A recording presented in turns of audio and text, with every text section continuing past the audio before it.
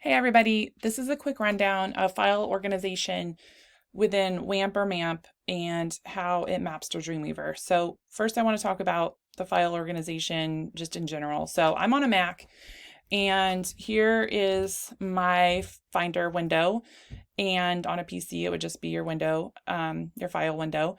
And I already have MAMP downloaded. So if I go to Applications, MAMP, htdocs, that is the main folder that my website is going to live in. So when I first downloaded MAMP and it was the generic page that was in there, there was already an indexed PHP and I just edited it and started working within there. So on a PC, it's going to be your applications or your C drive, I think, or whatever drive you downloaded it on, WAMP64, and then instead of htdocs, it's going to be www. So on a Mac, it's htdocs. On a PC, it's www. So what I did is I went ahead and I made a shortcut here to htdocs on my favorites, or you might want to make a desktop shortcut so you can get to it quickly. And then that's what I'm working out of. So you cannot change, well, this says alias because it is an alias, but if I go back here, you cannot change the name of this htdocs or www, or your site will not work.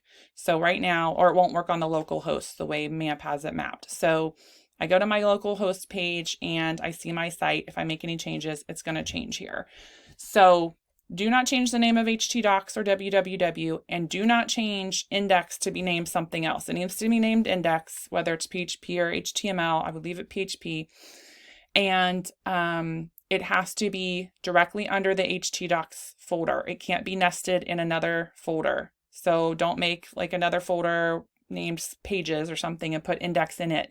Index always has to be nested under the main folder that the server is talking to, and that is true for every website ever. Okay.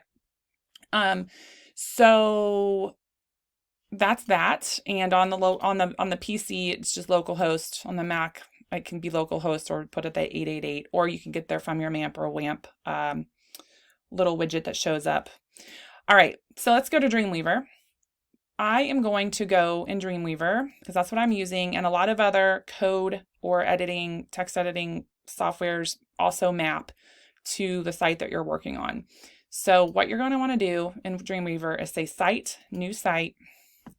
I'm just going to name it MAMP example. And I'm going to navigate to my applications, MAMP, htdocs, not the alias, the actual htdocs. I'm just going to click on the folder and choose it and say save. And last time it popped up and asked me if I wanted to have a testing server, and I said no, because we don't need that for this right now. All right, so there's my site. You can add other sites. So I have an example Bootstrap.